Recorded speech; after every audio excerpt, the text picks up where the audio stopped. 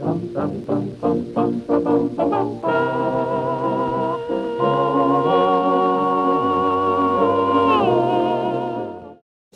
kabalintunaan nga naman ng buhay, no?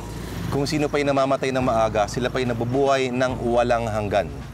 Kung tutuusin, ang bansang ito ay tinatag ng mga bata, ang babata ng mga bayani natin, at maaga silang pumanaw.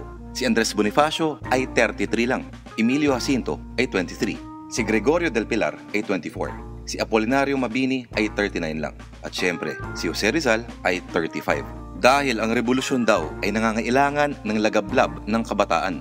Pero hindi lang yan sa kasaysayan, pati na rin sa musika.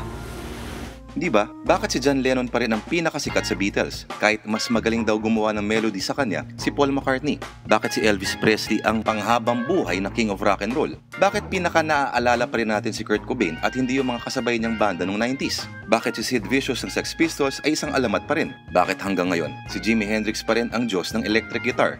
Bakit nababalot pa rin ng mitolohiya at misteryo sina Jim Morrison at Bob Marley?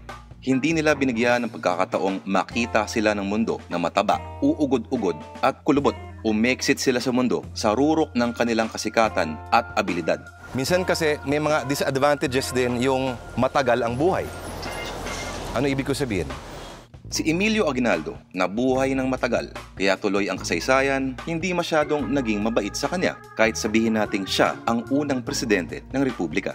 Pero na lang kung ikaw si Jovito Salonga, 91 years old na, pero sulit na sulit ang buhay at hanggang ngayon pumapalag pa rin. Kaya ang buhay hindi yan nasusukat sa haba ng taon mo dito sa ibabaw ng mundo. Ang tanong dito, paano ka ba nabuhay? Ang tagal mo nga sa mundong ito, ano naman ang nagawa mo? Makibaka para sa bayan? Gumawa ng mabuti sa kapwa? Maging malupit na atleta na may maraming medalya? Lumikha ng obra maestra? O mabuti pa, umiscore ka na lang ng mataas sa Dota?